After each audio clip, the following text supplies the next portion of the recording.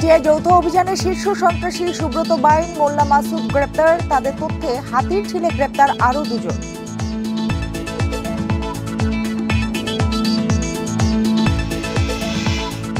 কাল ছাড়া পাচ্ছেন এটিএম আজহার। মানবতা বিরোধী অপরাধের মামলায় মৃত্যুদণ্ড থেকে খালাস, আপিল বিভাগের রায়।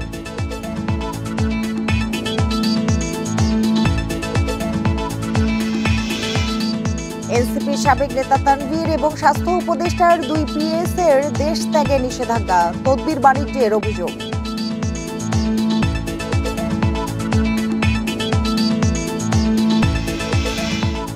নির্বাচন ছাড়া অর্থনৈতিক প্রবৃদ্ধি অসম্ভব বলছে সিপিডি। আগামী অর্থবছর মূল্যস্ফীতি 6.5% নামানো সম্ভব নয়। এই ঈদে জামা জুতো অ্যাক্সেসরিজের ডিসকাউন্ট। আমন্ত্রণ সংবাদ সন্ধ্যায়, আপনাদের সঙ্গে আছি আমি সুমনা সিটি। এতক্ষণ জানাচ্ছিলাম শিরোনামগুলো, এবার জানাবো পুরো খবর। কুষ্টিয়ায় অভিযান চালিয়ে শীর্ষ সন্ত্রাসী সুব্রত বাইন ও মোল্লা মাসুদকে গ্রেপ্তার করেছে সেনাবাহিনী। যৌথ বাহিনীর অভিযানে জেলা শহরের কালীশঙ্করপুর এলাকার একটি বাড়ি থেকে তাদেরকে গ্রেপ্তার করা হয়।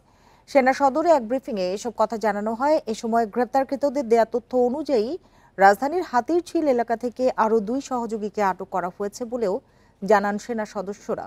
আইনশৃঙ্খলা রক্ষাকারী বাহিনীর বিভিন্ন সূত্র জানিয়েছে, মঙ্গলবার ভোর 5টার দিকে কালীশঙ্করপুরের সোনার বাংলা মসজিদের পাশের একটি বাড়িতে অভিযান চালায় যৌথ বাহিনী। এ সময় শীর্ষ সন্ত্রাসী সুব্রত বাইন ও মোল্লা মাসুদকে গ্রেপ্তার করা হয়। ঢাকার অপরাধ জগতের আলোচিত নাম সুব্রত বাইন 90-এর দশকে আধিপত্য বিস্তার করে দরপত্র নিয়ন্ত্রণ ও বিভিন্ন স্থানে চাঁদাবাজিতে তার নাম ছিল শীর্ষ সন্ত্রাসীদের তালিকায়। তার বিরুদ্ধে হত্যা, জখম সহ নানা অপরাধের অভিযোগ রয়েছে। 2001 সালের 25শে ডিসেম্বর 23 শীর্ষ সন্ত্রাসী যে নামের তালিকা প্রকাশ করা হয় তাদের অন্যতম ছিলেন সুব্রত বাইন। তার নামে এখনও ইন্টারপোলের রেড নোটিশ জারি রয়েছে।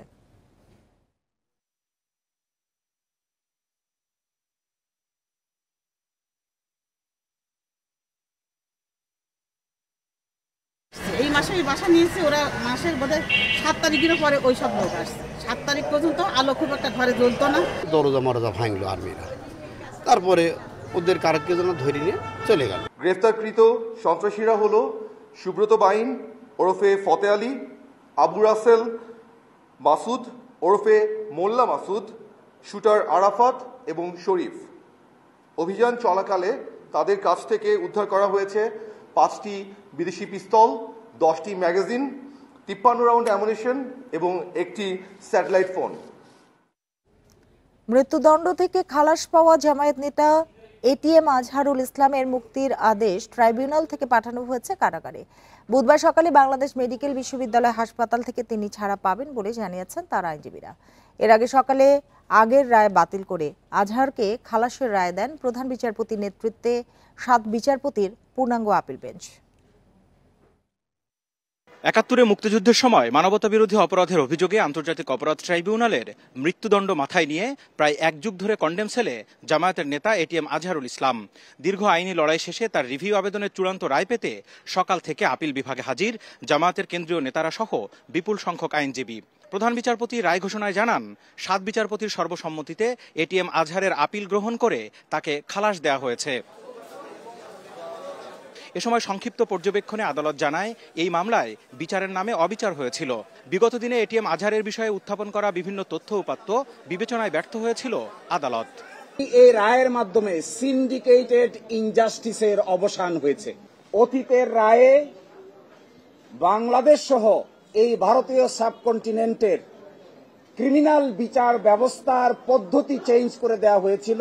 এটা ছিল সবচাইতে বড় ভুল। আদালতের সামনে উপস্থাপিত সাক্ষ্য প্রমাণ অ্যাসেসমেন্ট করা ছাড়াই জনাব এটিএম আজহারুল ইসলাম সাহেবকে ফাঁসি দেওয়া হয়েছিল। এদিকে দলের সাবেক ভারপ্রাপ্ত সেক্রেটারি জেনারেলের খালাসের খবরে উচ্ছ্বসিত জামায়াতের নেতাকর্মীরা। এই রায়ে মিথ্যার বিরুদ্ধে সত্যের জয় হয়েছে বললেন তারা। আজকে মহামান্য সুপ্রিম কোর্টের রায়ের মাধ্যমে এই সত্যই প্রমাণিত হয়েছে।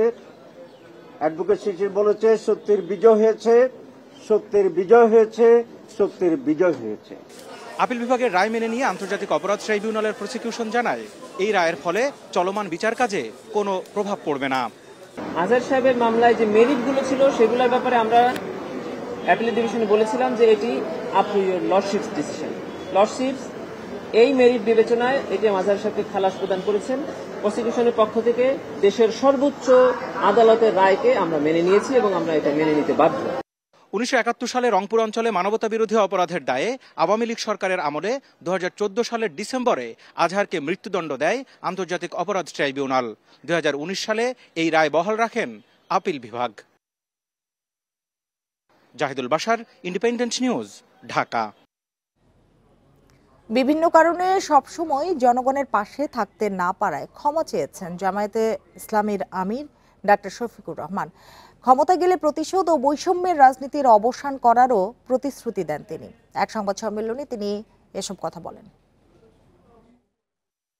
মানবতাবিরোধী অপরাধের মামলা থেকে জামাত নেতা এটিএম আজহারুল ইসলাম খালাস পাওয়ার পর জরুরি সংবাদ সম্মেলন করেন দলটির আমির ডাক্তার শফিকুর রহমান। রাজধানীর ডিপ্লোমা ইঞ্জিনিয়ার্স ইনস্টিটিউটে এই সংবাদ সম্মেলনে তিনি বলেন, জামাত সবসময় এদেশের জনগণের পাশে থাকতে চেয়েছে। আমরা আমাদের পুরা কর্তব্য আদায় করতে পারিনি, আমাদের অনেক সীমাবদ্ধতার কারণে। একসময় আমাদেরকে করতেই দেওয়া হতো না, এখন অনেক সীমাবদ্ধতা আমাদের আছে, আপনারা আমাদেরকে ক্ষমা করবেন। তিনি অভিযোগ করেন, মানবতাবিরোধী অপরাধের বিচারের নামে জামাতের নেতারা গণহত্যার শিকার হয়েছে। ব্রিটেনের আদালত বলেছে জেনোসাইড টু দ্য জাস্টিস, আর আজকে আমাদের আদালত বলেছে আপিল বিভাগ মিসক্যারিয়েজ অফ দ্য জাস্টিস, ন্যায়ভ্রষ্ট রায়। তিনি আরও অভিযোগ করেন, বিচার বিভাগ ও সরকার ঠান্ডা মাথায় খুন করার ছক কষেছে। তবে জামাত ক্ষমতায় গেলে প্রতিহিংসা ও বৈষম্যের রাজনীতির অবসান করবে বলেও তিনি প্রতিশ্রুতি দেন। যদি এই দেশের সেবা করার দায়িত্ব আমাদের উপরে আসে, আমরা ইনশাআল্লাহ প্রতিশোধের রাজনীতির অবসান ঘটাব। Tanvir Ahmed, independent news, Dhaka. এনসিপির সাবেক নেতা গাজী সালাউদ্দিন তানভীরকে দেশ ত্যাগে নিষেধাজ্ঞা দিয়েছে আদালত। এছাড়া স্বাস্থ্য উপদেষ্টার ব্যক্তিগত কর্মকর্তা তুহিন ফারাবী ও মাহমুদুল হাসানকেও এ নিষেধাজ্ঞা দেওয়া হয়। নিয়োগ, বদলি ও তদবির বাণিজ্যের অভিযোগে দুদকের আবেদনে এই নির্দেশ দেওয়া হয়েছে। সম্প্রতি শত কোটি টাকার দুর্নীতির অভিযোগ ওঠে স্বাস্থ্য উপদেষ্টার সাবেক ব্যক্তিগত কর্মকর্তা তুহিন ফারাবী ও মাহমুদুল হাসানের বিরুদ্ধে। এনসিপির সাবেক যুগ্ম সদস্য সচিব সালাউদ্দিন তানভীরের বিরুদ্ধেও ওঠে কমিশন বাণিজ্যের অভিযোগ। সুনির্দিষ্ট অভিযোগের ভিত্তিতে তাদের বিরুদ্ধে অভিযোগ অনুসন্ধানে নামে দুদক। এরই মধ্যে তাদের জিজ্ঞাসাবাদও করা হয়েছে। দুদক ইতিমধ্যে অনুসন্ধান শুরু করেছে। অনুসন্ধান চলাকালীন সময়ে অনুসন্ধানকারী কর্মকর্তা তাদের বিদেশ যাত্রা রহিতকরণে এবং তাদের জাতীয় পরিচয়পত্র ব্লক করার জন্য আদালতে আবেদন করেছেন।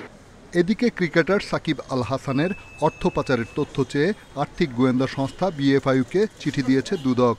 অনুসন্ধানের স্বার্থে যেখানে যেখানে যে চিঠি দেওয়া প্রয়োজন ওনারা সেই অনুযায়ী তাদের সংশ্লিষ্ট অধিদপ্তর কিংবা প্রতিষ্ঠান অথবা ইনস্টিটিউটের যেখানে যেখানে চিঠি দেওয়া সেখানে হয়তো ওনারা চিঠি দিচ্ছেন। দুদক জানায় অভিযুক্তদের ওপর কড়া নজর রাখা হয়েছে। পালিয়ে যেতে পারেন, তথ্য পেলেই গ্রেপ্তার করা হবে। আদালতে দুদকের পক্ষ থেকে আবেদন করা হয়েছে। রিশাদ হুদা, ইন্ডিপেন্ডেন্ট নিউজ, ঢাকা। জাপানের $500 মিলিয়ন সহায়তায় মাতারবাড়ি ও মহেশখালীকে সিঙ্গাপুরের মতো অত্যাধুনিক করে গড়ে তোলার পরিকল্পনা প্রধান উপদেষ্টার। মঙ্গলবার ফরেন সার্ভিস একাডেমিতে প্রধান উপদেষ্টার জাপান সফর নিয়ে সংবাদ সম্মেলনে একথা জানান প্রেস সচিব শফিকুল আলম। জানান, পরিকল্পনা বাস্তবায়নেই প্রধান উপদেষ্টা জাপান সফরে যাচ্ছেন। এছাড়া দক্ষ 1 লাখ কর্মী জাপানে পাঠানোর বিষয়ে পদক্ষেপ নিচ্ছে সরকার। প্রেস সচিব আরও জানান, 29 ও 30 মে নিক্কেই সম্মেলনের জন্য জাপান গেলেও দ্বিপাক্ষিক সফর হিসেবেও আলাদা গুরুত্ব পাচ্ছে অধ্যাপক ইউনুসের এ সফর। 3 শতাধিক জাপানি বিনিয়োগকারীর সাথে কয়েকটি সেমিনার হওয়ার কথা রয়েছে। এই সফর থেকে $500-700 মিলিয়ন বিনিয়োগ আনার লক্ষ্য সরকারের। এছাড়া প্রধান উপদেষ্টা জাইকার সাথে বৈঠক করবেন বলেও জানান শফিকুল আলম। 4 দিনের সফর শেষে 31 মে দেশে ফিরবেন প্রধান উপদেষ্টা। বায়োলেটারাল বিষয়ে যেটা আছে যে আমরা এক্সপেক্ট করছি বিটুইন $500 থেকে $750 মিলিয়ন বা আপ টু $1 বিলিয়ন মতো আমরা সাপোর্ট এক্সপেক্ট করছি জাপানের থেকে। তার মধ্যে প্রায় $500 মিলিয়ন মতো হবে বাজেট সাপোর্ট। তো এই পুরো এছাড়া উনি একটা ইউনিভার্সিটি থেকে অ্যাওয়ার্ড পাবেন।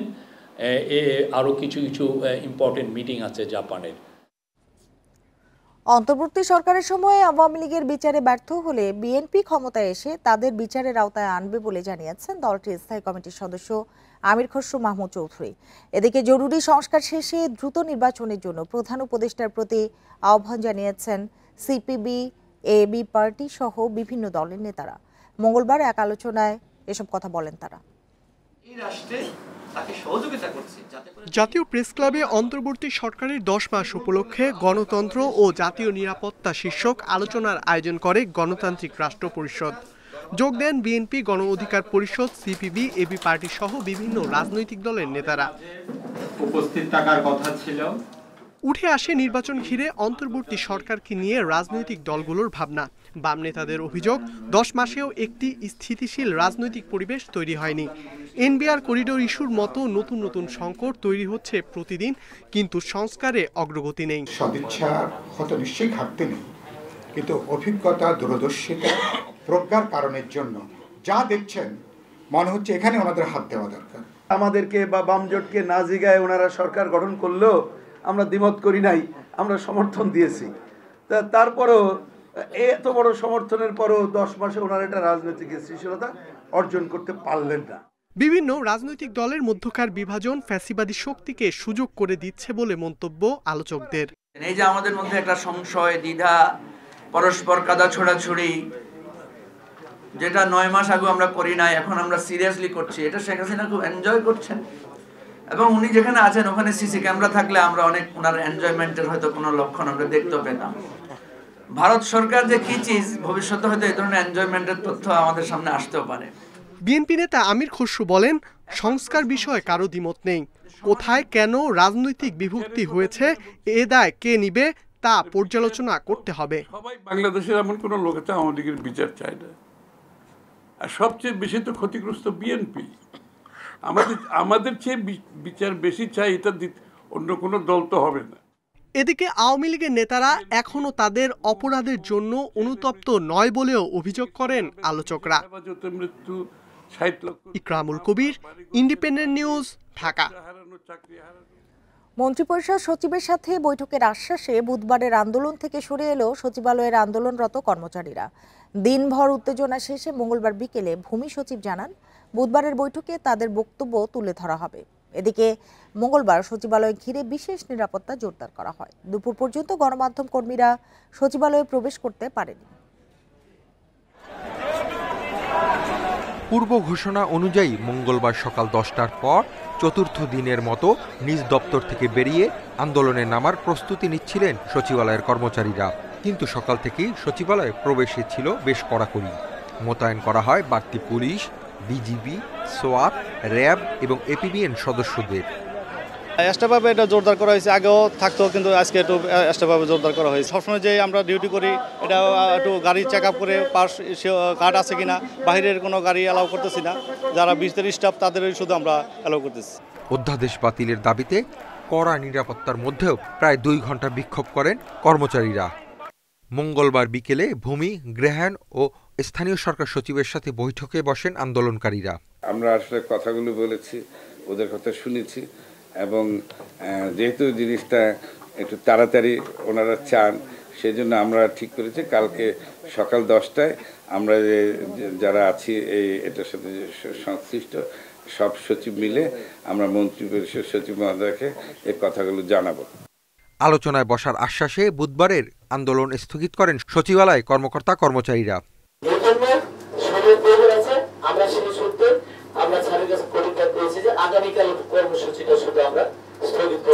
গত 22 মে উপদেষ্টা পরিষদের সভায় সরকারি চাকুরি আইন সংশোধন অনুমোদন হয়। এতে অযৌক্তিক ছুটি ও কাউকে কাজ থেকে বিরত রাখার চেষ্টা করলে বরখাস্ত, বেতন কমিয়ে দেওয়া বা অব্যাহতির বিধান রাখা হয়েছে। Hasin Mahmud Shah, independent news, Dhaka. নির্বাচন ছাড়া অর্থনৈতিক প্রবৃদ্ধি অর্জন সম্ভব নয়, তাই নির্বাচনের সুনির্দিষ্ট তারিখ ঘোষণা জরুরি বলে মন্তব্য করেছেন বেসরকারি গবেষণা প্রতিষ্ঠান সিপিডি। মঙ্গলবার সিপিডির প্রধান কার্যালয়ে এক সংবাদ সম্মেলনে এ কথা জানানো হয়। এছাড়া সরকার নির্ধারিত লক্ষ্য অনুযায়ী আগামী অর্থবছরের মধ্যে মূল্যস্ফীতি 6.5% নামিয়ে আনা সম্ভব নয় বলেও আশঙ্কা করে সংস্থাটি। রাজনৈতিক পট পরিবর্তনের পর নানা অস্থিতিশীলতায় কমেছে দেশি বিদেশি বিনিয়োগ, ফলে দারিদ্রতা ও বৈষম্য বাড়ায়, দেশে কমেছে কর্মসংস্থানের হার। গবেষণা সংস্থা সিপিডি বলছে, চলতি অর্থবছর শেষে দেশের রাজস্ব ঘাটতি 1,05,000 কোটি টাকায় পৌঁছাতে পারে। আর চলতি অর্থবছরের দ্বিতীয় প্রান্তিক পর্যন্ত খেলাপি ঋণ বেড়ে দাঁড়িয়েছে 3,45,000 কোটি টাকা। এছাড়া আগামী বছর মূল্যস্ফীতি নিয়ন্ত্রণেও সরকার ব্যর্থ হবে বলে আশঙ্কা করছে সংস্থাটি। নির্বাচনের কথা বলছেন, সরকারের পক্ষ থেকে একটা তারিখ একটা দেওয়া হয়েছে, টাইম ফ্রেম, কিন্তু এখন মনে হচ্ছে যে একটা নির্দিষ্ট ডেট দেওয়াটা একটা যুক্তিযুক্ত হবে। আগামী অর্থবছরের মধ্যে 6.5% মূল্যস্ফীতি কমানো সম্ভব কিনা, এখানে আমরা দেখতে পেয়েছি যে সেটা সম্ভব না। সিপিডি বলছে, নির্বাচন হলেই যে বাংলাদেশে দ্রুত প্রবৃদ্ধি হবে তা না, সেজন্য প্রয়োজনীয় সংস্কার করতে হবে বলে জানান গবেষকরা। বলেন, বাপেক্স, ব্যাংকিং খাত, এনবিআর সহ অন্যান্য খাতের ডিজিটালাইজেশনের জন্য নির্বাচন পর্যন্ত অপেক্ষা করার প্রয়োজন নেই। যে অনেক কিছু এখন আছে যেগুলো আমাদেরকে করতে হবে, তাই না? আমরা যদি ব্যাংকিং সংস্কারটাকে ভালোভাবে করতে পারি, ইলিসিট ফাইন্যান্সিয়াল আউটফ্লোর বিরুদ্ধে ভালো ব্যবস্থা নিতে পারি, আমরা যদি এনবিআর এর সংস্কারটা ভালোভাবে করতে পারি, তাহলে এটার ফলাফলটা আমরা পরবর্তীতে পাবো। কিন্তু এখন আমাদের বিনিয়োগ হবে না, তার কারণ হলো যে নির্বাচন না হওয়া পর্যন্ত তো এটা আর করা যাবে না, সেটা কিন্তু না। সিপিডি বলছে, মহার্ঘ ভাতা দেওয়ার নীতিগত অনুমোদন দেয় অতিরিক্ত প্রায় 7,000 কোটি টাকা সরকারি ব্যয় বেশি খরচ হবে। Amirul Islam, independent news, Dhaka. Mobile আর্থিক খাত, সেবা খাত দ্রুত বিস্তৃত হলেও লেনদেনের ক্ষেত্রে গ্রাহকদেরকে বাণিজ্যিক ব্যাংকের তুলনায় কয়েক গুণ বেশি সেবা মূল্য দিতে হচ্ছে। এক গবেষণায় এ তথ্য দিয়েছে টিআইবি। অনলাইন জুয়া, বেটিং, ক্রিপ্টোকারেন্সির মাধ্যমে অর্থ পাচার ও সন্ত্রাসী কাজে মোবাইল ব্যাংকিং ব্যবহৃত হচ্ছে বলেও গবেষণায় উঠে আসে। সকালে রাজধানীতে সংবাদ সম্মেলনে এসব তথ্য দেয়া হয়। রাজধানীর ধানমন্ডির টিআইবি কার্যালয়ে মোবাইল আর্থিক সেবা খাতে সুশাসনের চ্যালেঞ্জ ও উত্তরণের উপায় বিষয়ে গবেষণা প্রতিবেদন তুলে ধরা হয়। এতে দাবি করা হয়, মোবাইল আর্থিক সেবা খাতের বিকাশ হলেও সুপরিকল্পিত সুনির্দিষ্ট আইনি কাঠামো তৈরি হয়নি। এছাড়া প্রতিষ্ঠানভেদে বৈষম্যমূলক মডেল ও শর্তারোপ সহ নানা আইনি সীমাবদ্ধতার কথাও উঠে আসে। প্রতিবেদনে এমএফএসপির সক্ষমতা ও বিভিন্ন ঘাটতি ও জটিলতাও তুলে ধরা হয়। টিআইবির নির্বাহী পরিচালক বলেন, নানা অসঙ্গতির কারণে এ সেবা চালুর প্রত্যাশিত সুফল পাওয়া যায়নি। সেবা মূল্য মোটামুটি ভাবে সেবা প্রদানকারীদের হাতে একচেটিয়াভাবে হস্তান্তরিত থাকায় বা নিয়ন্ত্রিত থাকার ফলে যেটা হয়েছে যে স্বাভাবিক ব্যাংকিং খাতে যেই ধরনের মূল্য দিতে হয় সেবাগুলোর জন্য, তার তুলনায় অনেক বেশি মূল্য আমাদের দিতে হচ্ছে তাদেরকে। মোবাইল ব্যাংকিং সেবা ব্যবহার করে অর্থ পাচার বিষয়ে উদ্বেগ জানান টিআইবির নির্বাহী পরিচালক। অর্থ পাচার, অনলাইন জুয়া, এই ধরনের বেটিং, এই ধরনের ক্রিকেট এবং অন্যান্য বিষয়কে কেন্দ্র করে যেটা হয়েছে, এবং বিশেষ করে এমনকি সন্ত্রাসী কর্মকাণ্ডে অর্থায়নের মতো অপরাধ এবং ক্রিপ্টোকারেন্সিতে ব্যবহারের মাধ্যম হিসাবে ব্যবহৃত এমএফএস ব্যবহৃত হচ্ছে। মোবাইল আর্থিক সেবা খাতকে জনবান্ধব করতে স্বতন্ত্র আইন প্রণয়ন সহ 13টি সুপারিশ দিয়েছে টিআইবি। এবং এটিকে নিয়ন্ত্রণ করতে না পারলে আমরা আরো বেশি। শাহাদাত স্বপন, ইন্ডিপেন্ডেন্ট নিউজ, ঢাকা। দেশের বিভিন্ন সীমান্ত দিয়ে প্রতিদিনই ঘটছে পুশিনের ঘটনা। গতরাতেও মেহেরপুর, সাতক্ষীরা ও চাঁপাইনবাবগঞ্জ সীমান্ত দিয়ে 70 জনকে পুশিন করেছে বিএসএফ। অন্যদিকে কুড়িগ্রাম সীমান্তে পুশিনকে কেন্দ্র করে উত্তেজনা দেখা দিয়েছে। মঙ্গলবার রাজশাহীতে এক অনুষ্ঠানে স্বরাষ্ট্র উপদেষ্টা বলেন, পুশিনের ঘটনায় প্রতিবাদ জানানোর পাশাপাশি যথাযথ প্রক্রিয়ায় বাংলাদেশিদের ফেরত পাঠানোর আহ্বান জানানো হয়েছে ভারতকে। রোববার মেহেরপুরের সোনাপুর সীমান্ত দিয়ে 15 জনকে পুশিনের পর মঙ্গলবার আবারও আনন্দবাগ সীমান্ত দিয়ে নারী, শিশুসহ 30 জনকে বাংলাদেশে ঠেলে দিয়েছে বিএসএফ। ভোরে তাদের আটকের পর সোপর্দ করা হয় থানায়। সাতক্ষীরার কুশখালী সীমান্ত এলাকা থেকেও পুশিন করা 23 জনকে আটক করেছে বিজিবি। এদিকে কুড়িগ্রামে 5 নারীসহ 15 জনকে বড়াইবাড়ি সীমান্ত দিয়ে পুশিনের সময় বাধা দেয় বিজিবি। এ সময় বিএসএফ কয়েক রাউন্ড সাউন্ড গ্রেনেড ছোড়ে বলে অভিযোগ স্থানীয়দের। পুশিন ঘিরে উত্তেজনার মধ্যে কড়া পাহারায় বিজিবির সদস্যরা। তবে এর মধ্যেও সীমান্তে নিরাপত্তার কোনো শঙ্কা নেই জানিয়ে স্বরাষ্ট্র উপদেষ্টা বলেন, পুশিন নিয়ে প্রতিবাদ জানানোর পাশাপাশি ভারতকে যথাযথ প্রক্রিয়া অনুসরণের আহ্বান জানানো হয়েছে। সীমান্তে কোনো ধরনের নিরাপত্তার কোনো অভাব নেই। আমরা আমার জনগণ সম্পূর্ণভাবে নিরাপদ এবং সীমান্ত সম্পূর্ণ নিরাপদ। সীমান্তে পুশিনের সংখ্যা বেড়েছে, এই জন্য আমরা প্রতিবাদও করেছি। বাট যারা আমাদের দেশি, আমাদের বাংলাদেশি, যেহেতু আমাদেরই ভাই, তাদের ক্ষেত্রে আমরা বলছি ভারতকে যে তোমরা প্রপার চ্যানেলে পাঠাও। এর আগে রাজশাহী কারা প্রশিক্ষণ কেন্দ্রে বুনিয়াদী প্রশিক্ষণ কোর্স সমাপন অনুষ্ঠানে কুচকাওয়াজ পরিদর্শন ও ডেপুটি জেলারদের র্যাঙ্ক ব্যাচ পরিয়ে দেন তিনি। রেশমিরুন্দি, ইন্ডিপেন্ডেন্ট নিউজ। আর এই ছিল এখনকার সংবাদে। ইন্ডিপেন্ডেন্ট টেলিভিশনের সব খবরের আরো বিস্তারিত জানতে চোখ রাখুন ফেসবুক, ইউটিউব এবং এক্সে। ধন্যবাদ সবাইকে এতক্ষণ সাথে থাকার জন্য।